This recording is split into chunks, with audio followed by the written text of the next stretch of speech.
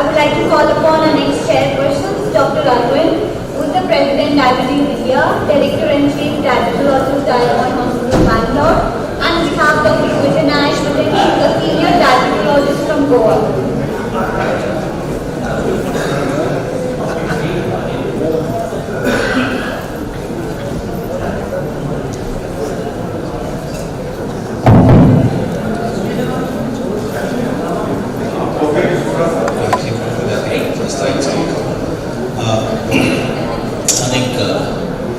I think we need that. You can actually pick up. I think we're going to have 3 exciting sessions, and this is a GLP-1 Symposium.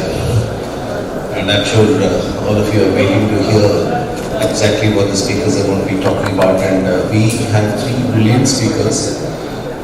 The first lecture will be by Dr. Rajiv Goel, second by Dr.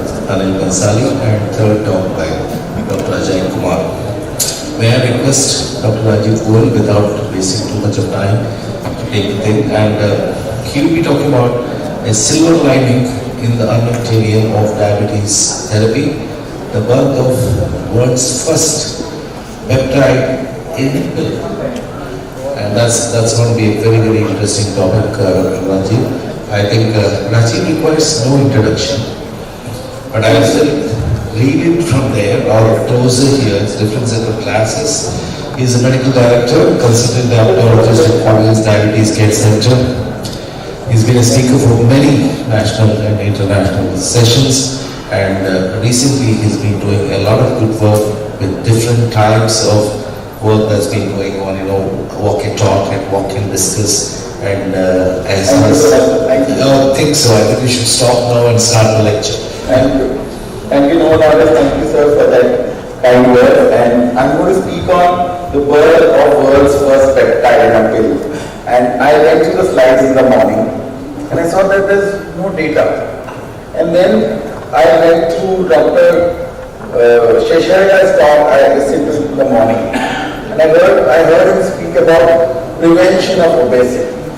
And he went back to intra-uterine programming, and he told us that the whole problem lies that the intra-uterine programming kind of lowers the gun, and our lifestyle is the trigger. And he took us the whole 100 years back into how we are trying to prevent obesity by lifestyle, and actually the problem lies somewhere else. And then I had a relook at these slides, and I realized that the discovery of GLP-1 is also like that. There's a whole story to it. And today our theme for this meeting is the insulin centenary year.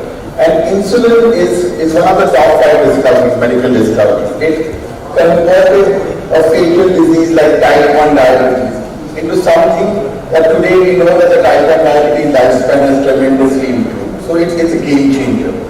Similarly, I think GLP-1 would become a game changer if we are able to adapt it to a lot of Indian requirements as well. And that's why I said probably this peptide in a pill can be a huge game changer again if the cost comes down.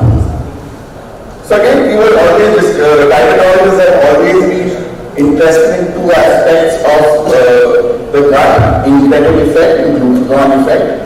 And today we know that paradoxical hyperglucagonemia is a huge pathophysiological defect in our patients with diabetes.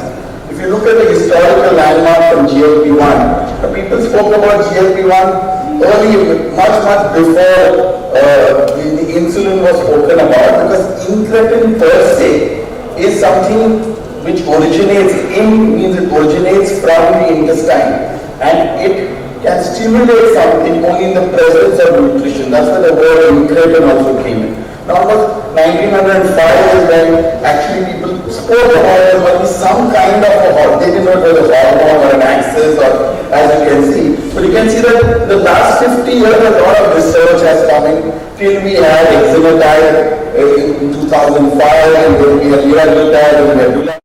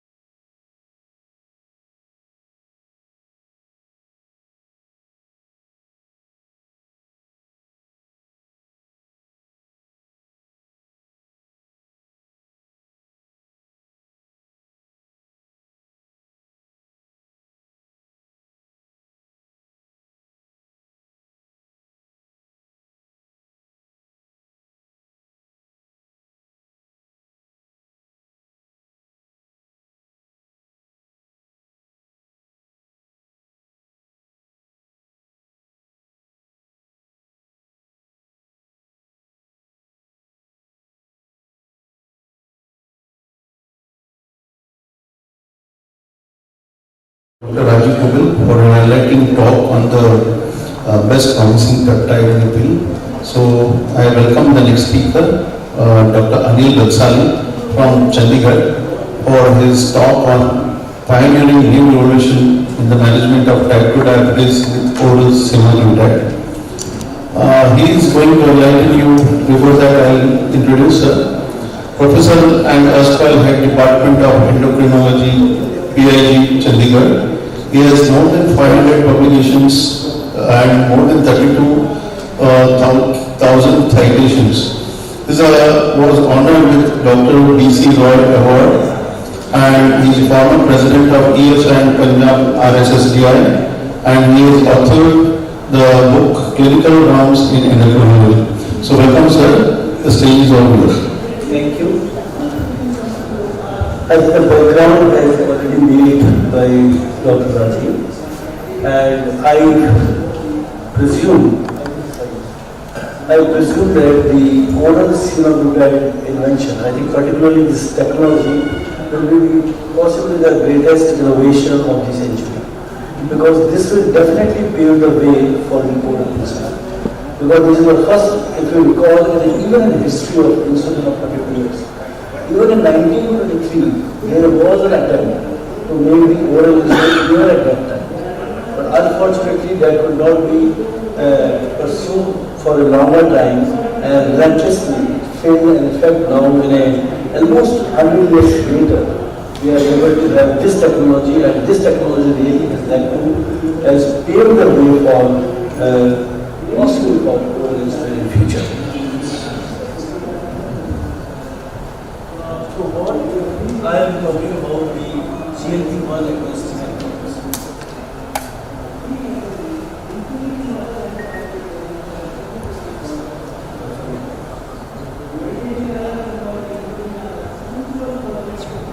So we all talk about the GLP-1, but I think anyone can share with that why the GLP-1 levels are lower in diabetes.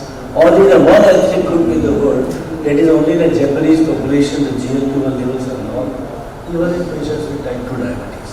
So the GLP-1 levels are lower in patients with type 2 diabetes, possibly because of the gastroparesis. They do have some element of gastroparesis, which might be contributing for that. And another reason, even people have now talked about the L cell glucotoxicity. Even the L cells, they do experience the undesirable effects of the glucotoxicity. That's why they are not able to secrete the GLP-1 in response to glucose. So that's why the GLP-1 levels are low in patients with type 2 diabetes, and makes a rationale for use.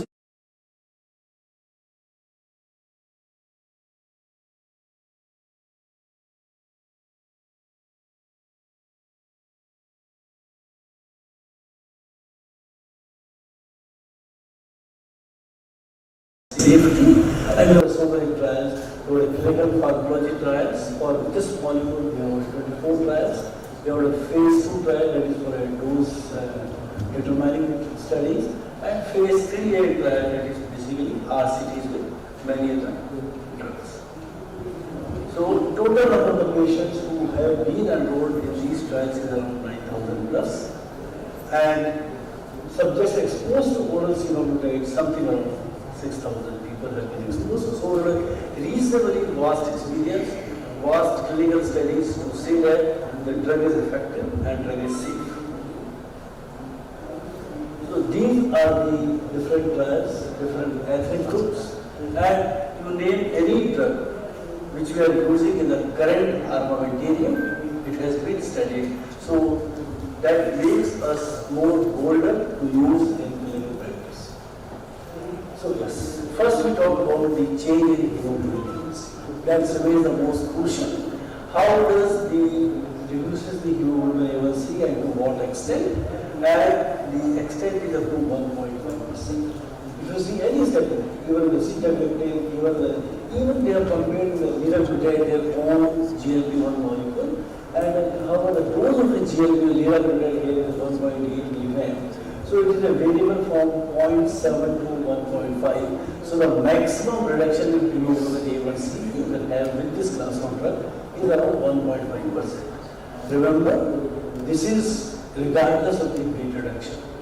So even you may not have a weight reduction, but you have a reduction in hemoglobin A1C.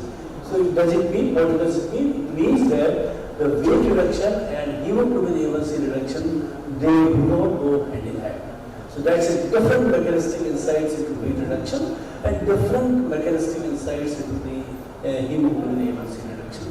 The another important point is that why not allow variability in a reduction in hemoglobin A1C from the same molecule with the same doses of 14 milligram, that is from a 0.7 to 1.5, and the reason being that the population heterogeneity in the beta cell function, that's a very, very important which they do have. And in addition, the other important point is besides the duration of the disease. If the duration of a disease is a variable, the response rate to the reduction in hemoglobin A1C is also quite variable.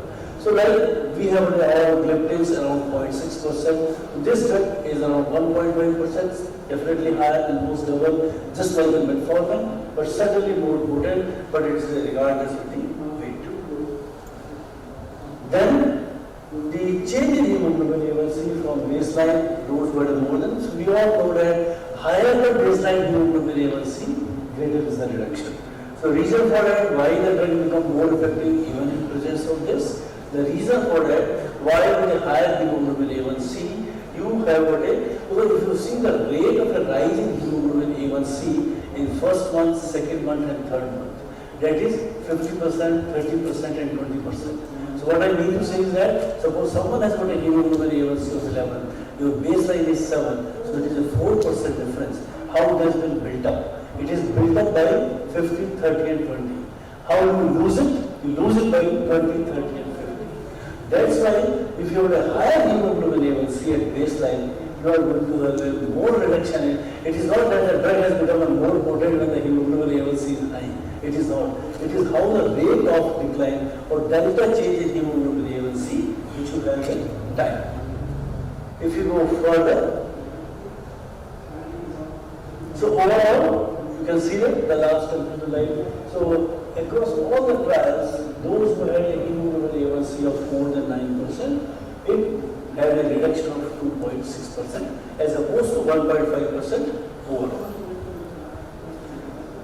Those, how many would achieve the hemoglobin A1C below 7? Certainly the result is going to be definitely higher, and you can see that almost 70% would achieve a hemoglobin A1C below 7%.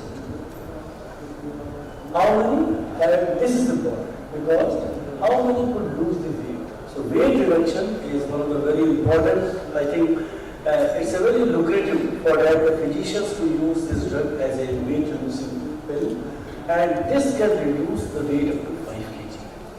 If you see the levels in the circulation, it is something like what we achieve with the injectable versus oral semaglutide, almost to reach with the same the 14 milligram versus 2.5 milligram. So the levels are almost same, but possibly the effect on the hypothalamus, satiety center, and your feeding center may be different with a different low sugar, but overall weight reduction rate, semaglutide is 5 kg as opposed to liraglutide. But remember, the weight reducing dose of liraglutide is not 1.8, from that it has been compared, it is 3 milligram. So if you use a 3 milligram of liraglutide, then you have weight reduction something around 12 to 15 kg. So all of patients achieve, so how many could achieve a hemoglobin A1C, a weight loss of 5% and a hemoglobin A1C reduction of more than 1%? So around 50% of the patients could achieve both the targets. So meaning by that, so what it concludes, that all the patients with semaglutide, those who receive semaglutide, they do not lose weight. The failure rate with liraglutide was something around 30%. Here in the semaglutide, almost again 25 to 30%, they do not lose weight with semaglutide.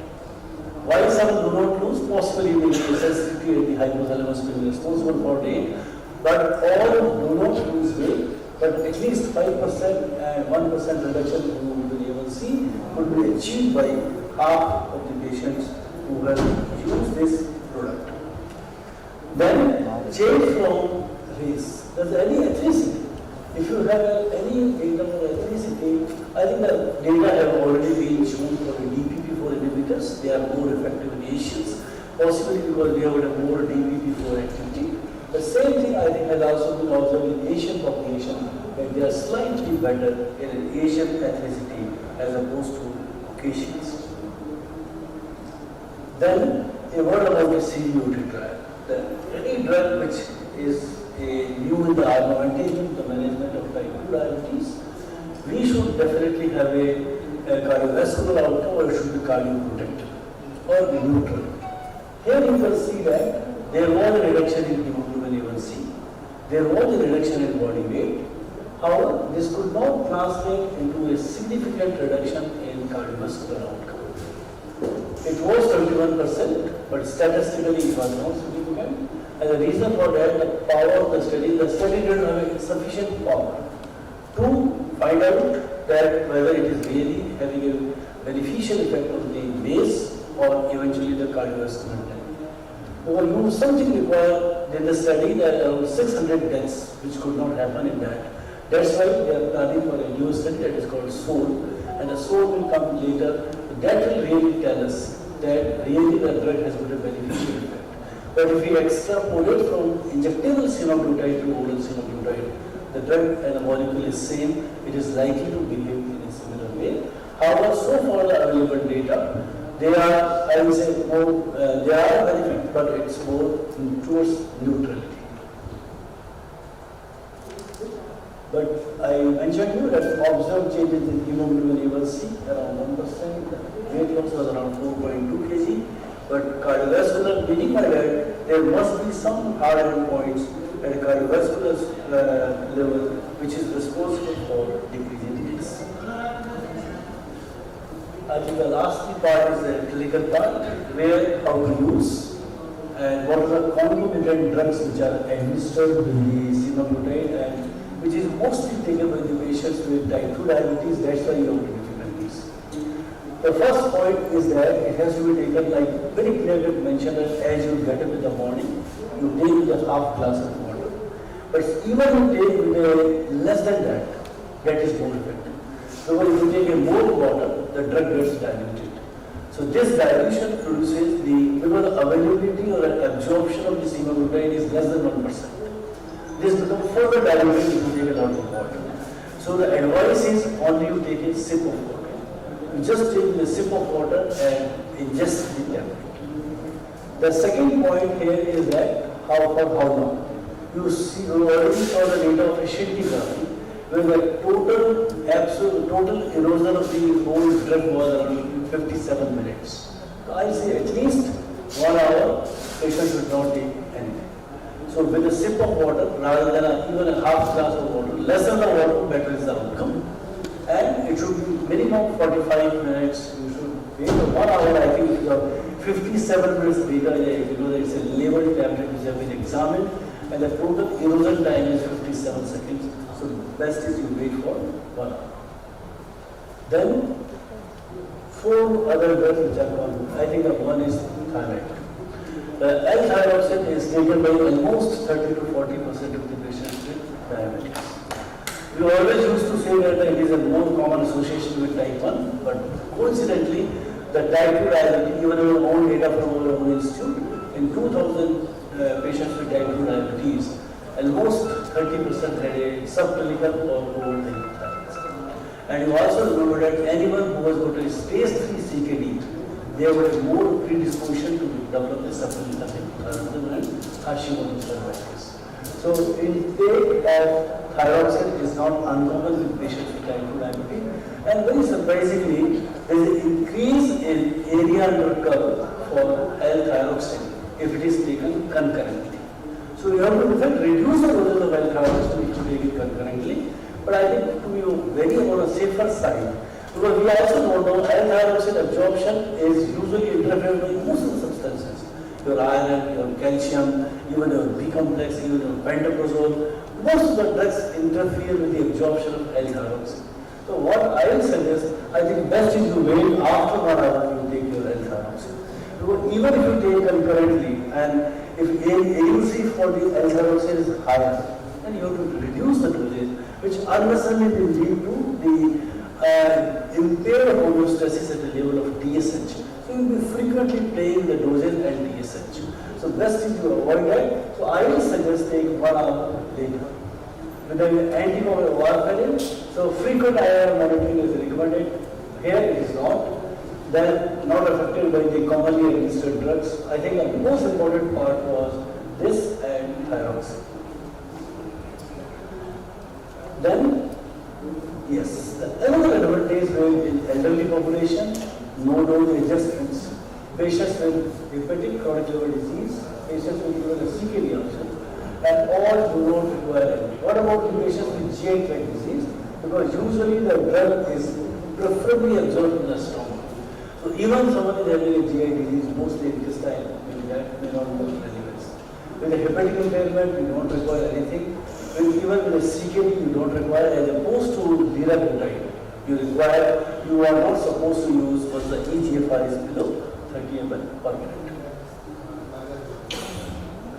So the safety summary, I think number of people exposed is reasonably good, 5,700 plus, well tolerated, a low rate of severe hypoglycemia, mainly because the drug is acting through GPCR, that is a G protein coupled receptor, rather than the specific sulfonylurea receptors. And why we say glucose dependent insulin secretion? Because the glucose entry is cut off at a blood glucose of 70. So it does not go up. So you don't have a cyclic ALP. That's why it is a very specific. And you also remember that it is not a GLP-1 which is directly stimulating insulin. It is a GLP-1 is potentiating the insulin secretion from the glucose. So it's a glucose potentiating effect of GLP-1 on beta cell rather than a direct effect of a GLP-1 on beta cell. So how do you position? I think everyone will be interested that where you should really position.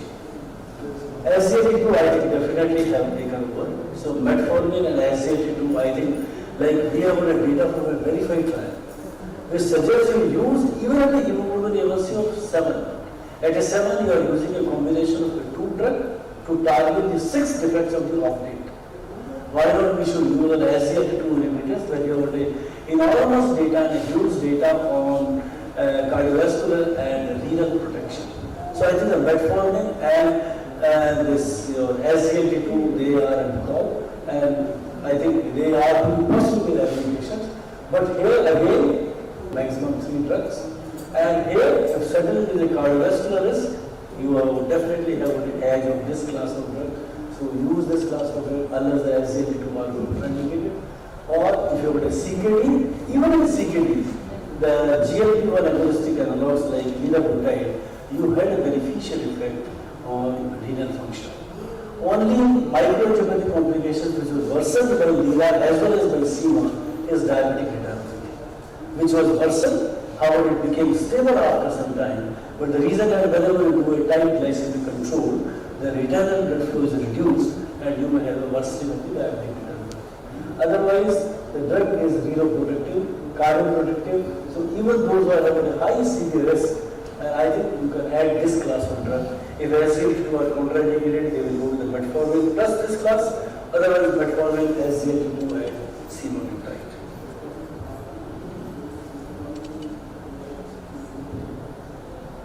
So what should the practical approach?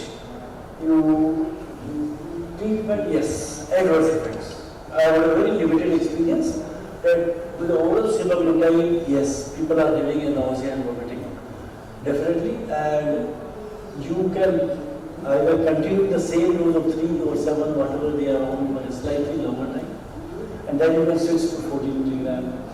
Encourage to, yes, and if the 20 days pause is already there, then the recommendation is that you re-escalate from lower dose. Suppose someone has developed at 7 milligram, you re-escalate again from 3 milligram. So who is the ideal patients? So I have already summarized that those who are at an appropriate agent for a second line setting after failure of metformin, I think the SGLT2 and this they will compete. So again, we have a lot of data on this that as far as weight reduction, hemoglobin A1C reduction goes more in favor, but certainly the cost improves us. So I will say as a after metformin and SGLP2 we use this. Weight reduction is definitely superior. If the weight is the main target, we will focus on that. Overall risk of hypoglycemia is very low because of the acting on GPCR. And high risk ASCVD patients, certainly more beneficial, and no adjustments in hepatic or renal dysfunction. And ACE does not appear to affect either safety or efficacy of the oral SEMA. So, to summarize, the hemoglobin A1C reduction in oral semaglutide is superior to AMPA and CETA and non-inferior to LIRA. But you see the weight, superior to CETA, LIRA and AMPA. However, remember here the LIRA is 1.8, not 3. The cardiovascular safety, yes, not established with this class of drug. He had a non-significant, but if we extrapolate from injectable to oral, it is likely. Oral quite safe and you can use with any comorbidities. So I think with this I conclude my talk. And any question? Thank you very much, Dr. Mansari, for this. I think we have one more talk in this session by Dr. Ajay Kumar. Dr. Ajay, may I request you to take the stage and he will be introduced by Vijay. Welcome, Doctor. Dr. Ajay Kumar, please. Can I have the introductory slides?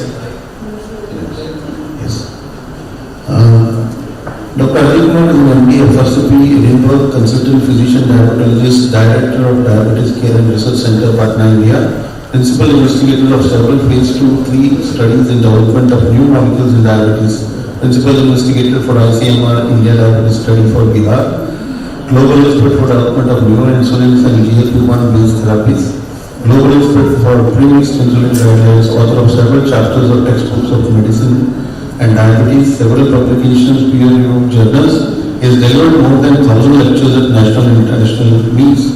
The conflict of interest that is there here. So, welcome you, sir, for your next topic of cardiovascular mechanism of oral semaglutide, driving towards cardiocentric approach of diabetes management.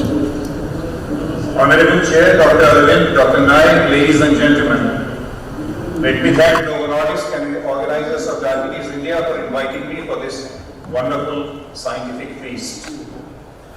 These are my financial disclosures, no direct involvement. The entire country today, even the general population, is now very well aware that we have a huge burden of type 2 diabetes. Close to 77 million people are suffering from type 2 diabetes. But the more important issue is that across the country, now physicians also are very well aware that along with type 2 diabetes, we have a huge burden of cardiovascular disease. And that is very nicely reflected in the number of super specialty cardiology hospitals coming up and the number of interventional procedures that are being done in our country. So that's a big challenge. At the same time, we should be welcoming that there is a sea change in our approach towards management of type 2 diabetes, and that has primarily occurred because of a humongous amount of data which has accrued out of the result of great innovation in scientific research, which has led to availability of some very smart molecules to treat type 2 diabetes. And therefore it is imperative for all of us to understand that this new innovation, what we call oral semaglutide, we heard the science behind the molecule, we heard the clinical trial data about the molecule, but it's very imperative for every physician to understand that how do we rightfully use this molecule in our clinical practice while we are treating type 2 diabetes. Sometimes the statistics can be very boring, particularly the epidemiological statistics, but it's very important to understand because that will provide the framework for our approach towards the understanding the severity of the situation. 1 in 18 adults in India is suffering from type 2 diabetes, which as I said is 77 million. I was the principal investigator for INDIA study for Bihar, and in our data we clearly showed that for every known diabetic there was one unknown diabetic. And you can see here the national data is that more than 57% of type 2 diabetes in India remains undiagnosed. That's a very, very important thing that we have to scratch our head about. And then look at the mortality.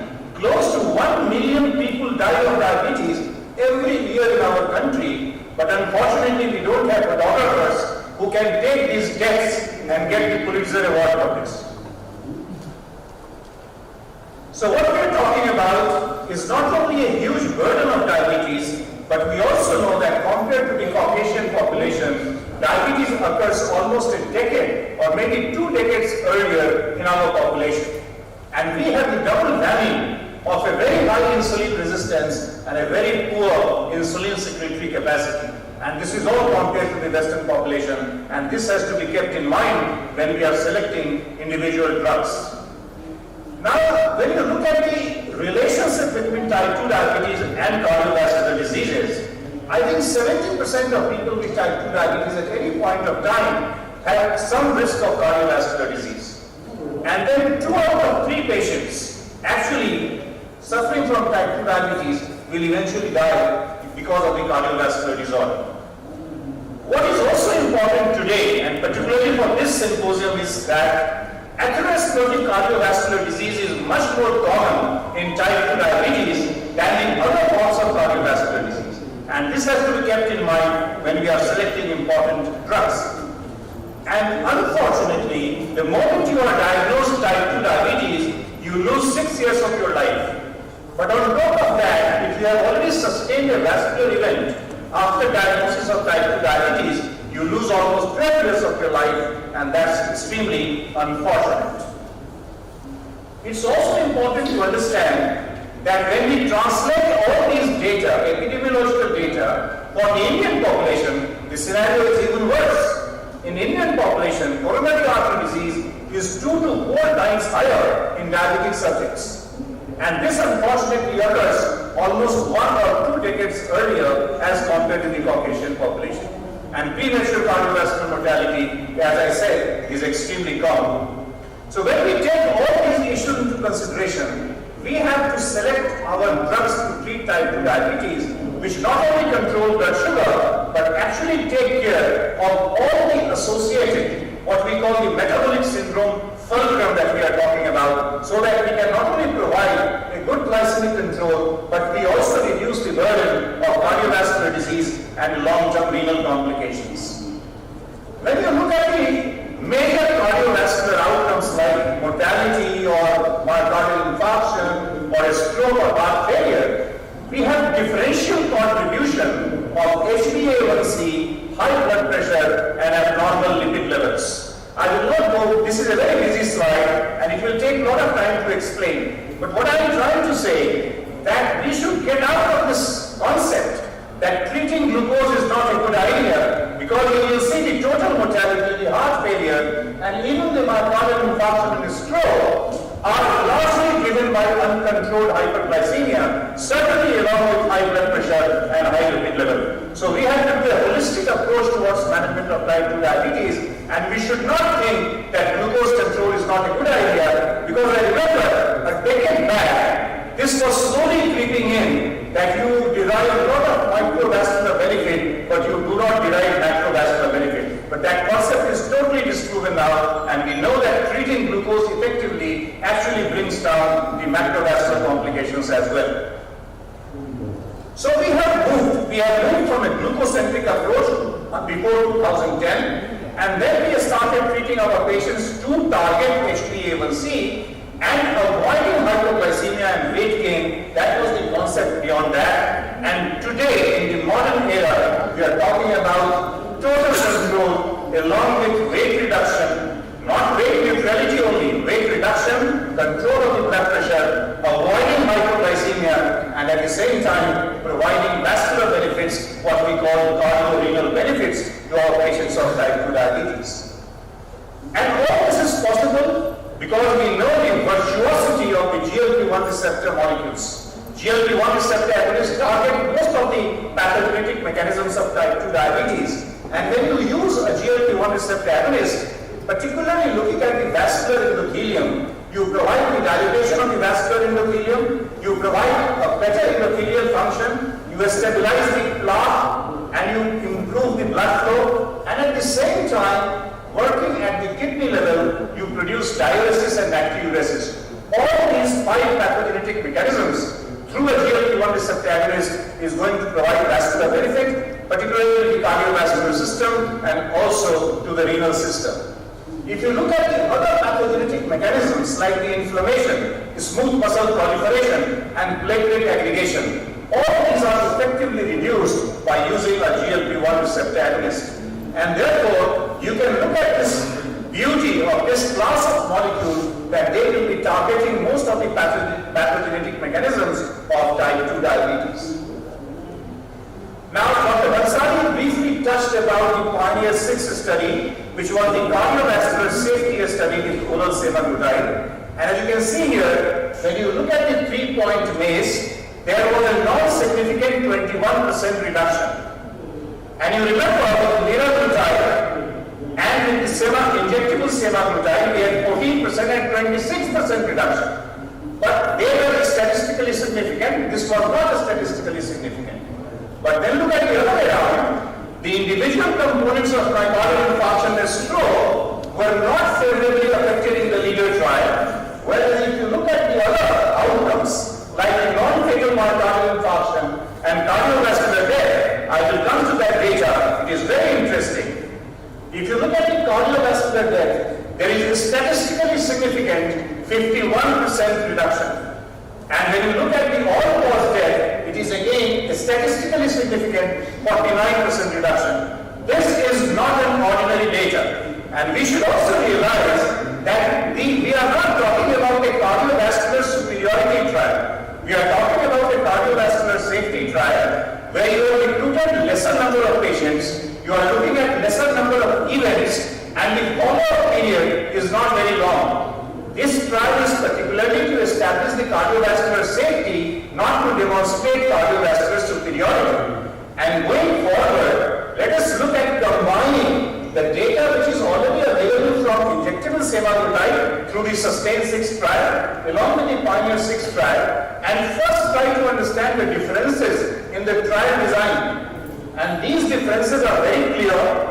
The SUSTAIN trial was a long trial, recruiting large number of patients and having large number of events.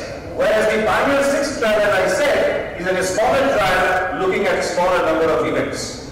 But at the same time, both of them clearly show significant or non-significant reduction. None of the parameters is on the wrong side. This is extremely important. And then when you actually look at the number of events, the cardiovascular events, in the proposed drug versus the placebo group, you clearly see that the number of events are remarkably less in this semaglutide arm as compared to the placebo arm. And this is very important because when you look at this data, particularly with a stroke, you remember this injectable semaglutide cardiovascular superiority was largely driven by a reduction, very profound reduction in the incidence of a stroke. And that is now clearly established that this is very nicely affected by oral semaglutide as well. And then looking at the blood pressure, you can see here that there is significant reduction in the blood pressure from 1 to 6 millimeters of mercury. And we know the importance of close to 5 to 10 millimeters reduction in systolic blood pressure, which can have a very salutary effect in reducing most of the outcomes related with type 2 diabetes, which is so very important. As I said earlier, systemic inflammation, vascular inflammation is a very important pathogenetic mechanism. And that can be measured in the laboratory by looking at the level of this CRP, highly sensitive hsCRP. And you can see here that using molecule like oral semaglutide will very smartly reduce the CRP level. And even in comparison with the SGLT2 inhibitors, you can see that the reduction in hsCRP is very robust. What about the lipid levels? We know the bad lipids and the good lipids, we keep talking about them. Triglyceride, VLDL, free fatty acid, apolipoprotein B. These are the bad guys. And all of them are very clearly reduced by using oral semaglutide, and this is very heartening that this is certainly going to translate into the cardiovascular benefit. Then we also look at the other aspects of the cardiovascular trial, that when you are looking at the total management and trying to reduce the cardiovascular burden, it is very important to appreciate that when you are having a smart reduction, Dr. Bansali said close to 1.5% reduction in the HbA1c, and then you have a very significant weight reduction, systolic blood pressure reduction, favorable impact on the lipid profile, and also the waist circumference. Obviously, this is going to translate into cardiovascular benefit. This is not a big, brain teaser. So how do we finally come to this conclusion that whether this molecule will give us cardiovascular benefit?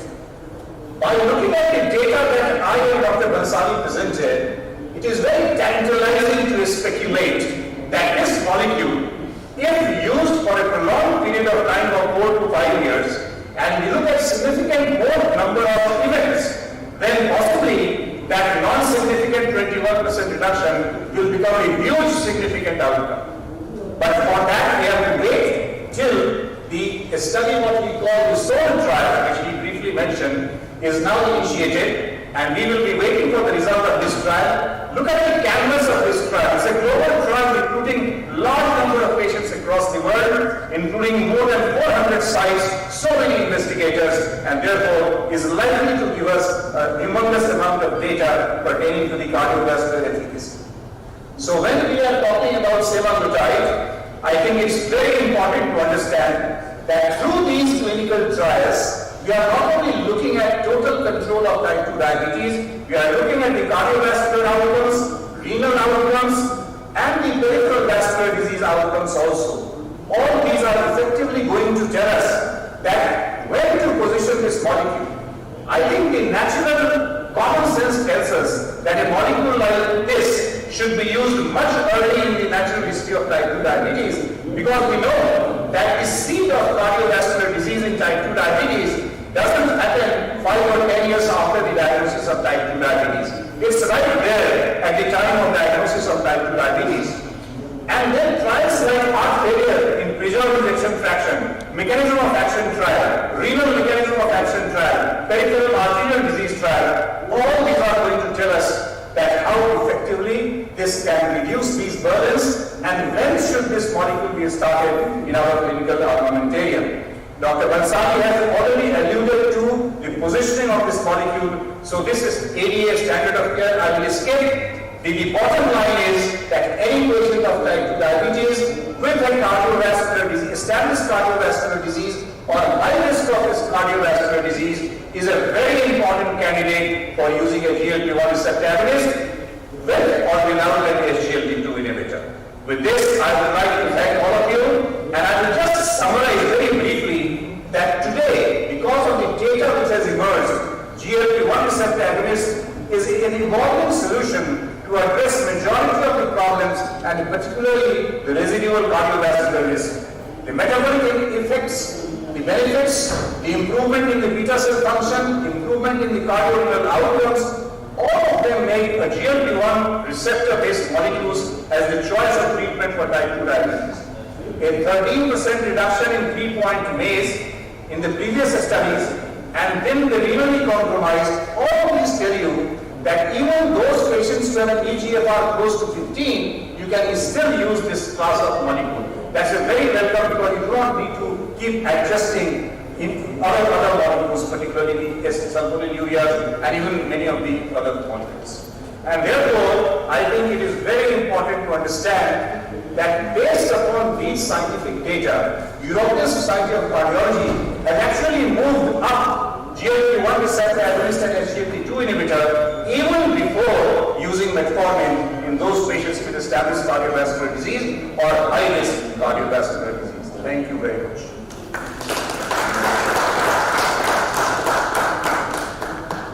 Thank you, Dr.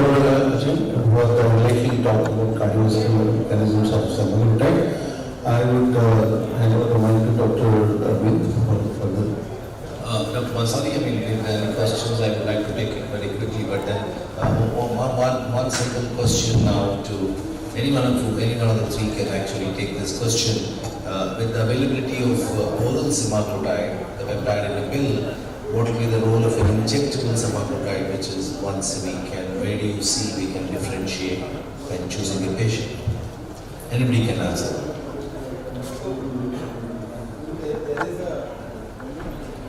Yeah, you can speak. There is a meta-analysis got published, I think a year back, comparing all the GLP-1s, including oral with the injectable. And the 0.5 milligram of injectable semaglutide was non-inferior and equal to the 14 milligram of oral semaglutide. So 1 milligram and 2 milligram will obviously be superior, and that's what the step 2 study also shows. Where 1 milligram, 2 milligram is superior to 1 milligram in weight loss, HbA1c is almost the same. So I think that will be more, it will be coming for obesity, but because it comes in 7 dosages, it will be using it for diabetes and obesity. Yeah, I mean, you concur with the same answers, then we can. Yeah. And one other question to Dr. Bansali, I think you can go near the podium speaker, sir. One of the things that you spoke of oral semaglutide was, when do you actually take an oral semaglutide? Because you said as soon as you get up in the morning, preferably in an empty stomach, wait for a period of at least 30 to 45 minutes, and if possible for even 1 hour. Now this becomes a big compliance issue, and in your practice, post-retirement from PGI Chandigarh, have you been able to convince a patient to actually follow these rules? I mean, I'm just asking you because in PGI Chandigarh it would have been different because different set of patients. Practice, yes, will be difficult, but I think many people are taking L-thyroxine. For L-thyroxine, we always presume, we always tell them that to follow this, and they do religiously follow. So I think if the focus is on a weight reduction and good glycemic control, I think it may take some time to convince, but I think they will do this. So another point is that why they will convince the drug is too expensive to be used. If they are ready to use, they have to take all precautions so that they have the best absorption.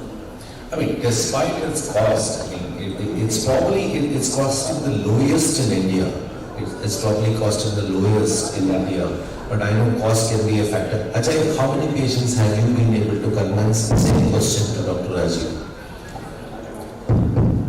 Till date, only 3 patients I have used oral semaglutide in my clinical practice. But during the clinical trials, I have had a huge experience about that. And for those patients that I am using now, I haven't seen any problem at all. In fact, these are the patients who are very motivated right from the beginning. We don't prescribe oral semaglutide, which is so expensive, to every patient coming in front of us. We had a very long discussion before actually prescribing this molecule. They clearly understand the mechanism. They are very nicely explained about this molecule, and therefore their motivation level actually takes care of this. This is not a molecule like insulin, where patients have already got a lot of myths. Here it's a very new molecule. Patients don't know nothing about it. So it's a blank sheet. And blank sheet is very easy to explain and convince the patient. And therefore, I don't see any big problem in this. Okay. Last question on my side to Rajiv. It's a tricky question, Rajiv. Let's assume you have started an oral semaglutide with maybe metformin doing well, ACD risk, so you followed the guidelines. Now, when do you introduce an SGLT2 in this patient? I mean, if HbA1c is fine and everything is fine, because SGLT2 is in the bracket of heart failure, where oral semaglutide does not come. Now, when would you like to use an SGLT2 in this patient? Polytherapy is as legal as polygamy, so you will have to.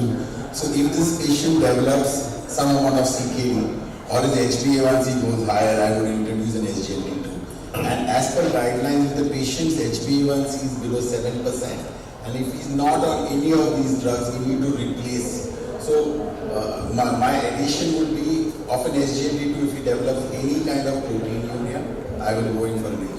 Okay, another tricky question to Dr. Bansali, because I'm sure he can answer that. Somebody with about 8-10 years of type 2 diabetes, when you know probably the beta cells or a little exhausted or he's not really obese, his normal weight, would you start this oral semaglutide, number one? 2, What do you think is the response in somebody new onset versus somebody 8 to 10 years old? Fine. I think those who are already pretty advanced stage of the disease and then targeting for a good glycemic control by reducing their hormonal energy, the possible mechanism there is reducing glucagon. That will be about the mechanism rather than acting on a beta cell. So I don't think you are going to use so expensive medicine for that purpose. Yes, for weight loss, still if it is demanding, then I think I will like to use. But for a beta cell function, for a good glycemic, but the data even a GLP-1 agonistic analogs, even if you look for a semaglutide, irrespective of the duration of the diabetes, they do work. And possibly it is by reducing more glucagon rather than beta cell. So I think I will say that if weight is a real problem or obesity is a problem, then I think this is a good class of drug. But someone is already having such advanced duration of disease, we will not find such a good response like that. Okay. One last question from me before I hand it over.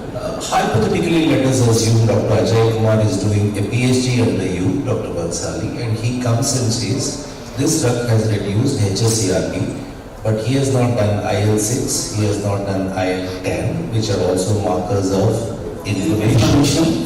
And what's your answer and thoughts as an examiner? Okay. He has convinced you, it has reduced HSCRP. So as a cardiovascular marker then, besides the HSCRP and IL-6, so far we are not using any in clinical practice in fact. But if you talk about whether some people have used endothelin, people have measured endothelin, people have measured even a ferritin also, but endothelin has been used as a marker for a cardiovascular outcome. But I think not from a research point of view. But we don't have a really hard endpoint for a cardiovascular improvement in outcome. Yeah, I mean, I was just trying to have a good conversation. Thank you so very much for the answer. Yeah, thank you, sir, for the enlightening session. It was a very important session for us. And I was going to ask some more questions. Yes, sir. Yeah. So I would suggest SGLT2 inhibitors are right now the commonly prescribed because the whole shift of diabetic management from glucocentric to HbA1c to cardiovascular and metabolic things. So SGLT2 comes first to the mind after metformin and lifestyle. So now this is a very promising drug. So what I feel is how to place, because the price factor is an issue, and as my coach has convincing the patient is a thing. Once we have come to GLP-1, then either an injectable or an oral. Now SGLT2 is also there. So then how to go ahead with this for the research? I can partially, answer him also there. If you look at it, HbA1c reduction is far superior with an oral semaglutide compared to an SGLT2. I think that is the first point that was made by both Dr. Bansali and Chai on that. I think that's where you can take a decision. What's the level of glycemic control that you need is far superior. Weight reduction, if you look at it across the trial with a huge number of Indian patients, average of about 5 kgs, and in some patients, as Dr. Ajay Kumar said, it can be 8, 10, 12. I think these are the things, how much of weight you want your patient to lose, how much of HbA1c you want, and then of course the most important is affordability, and that's where you have a discussion. Well, Maruti has a number of cars, a number of models, and then Benz also has a number of models, and you need to choose whether you would like to offer a Maruti car or a Benz car. Okay, I mean, sorry for taking that question because I thought, we were told to wind up, and there's another question, yes. You can ask, you can hear.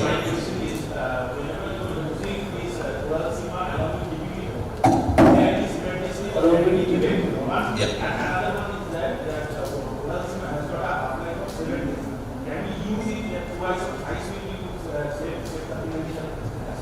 First, we will never use a GLP-1 receptor agonist with an EBP4 inhibitor. So that's the first question.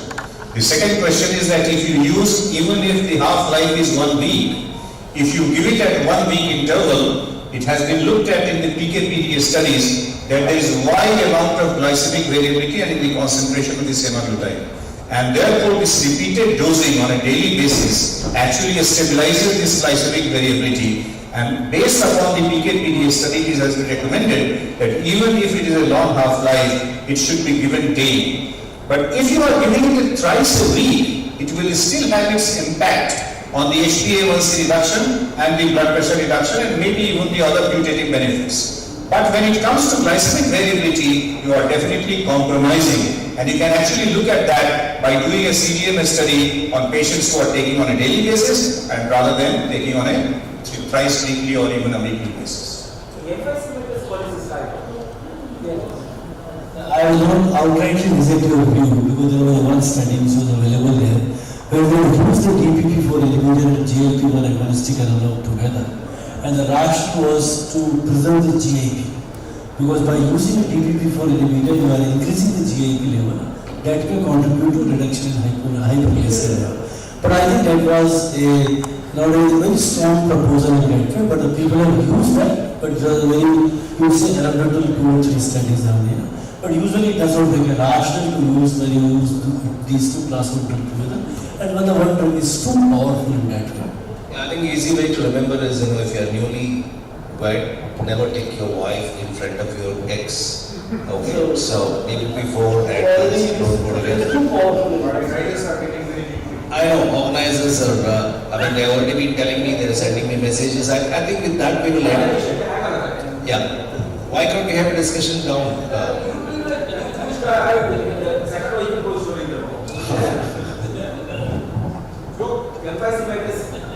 Is very common in diabetes. The drug has got multiple effects on the gut. Okay, motility, composition of gut. What is that none of you have instructed not to discuss about it? Because as an academician, you will like by it.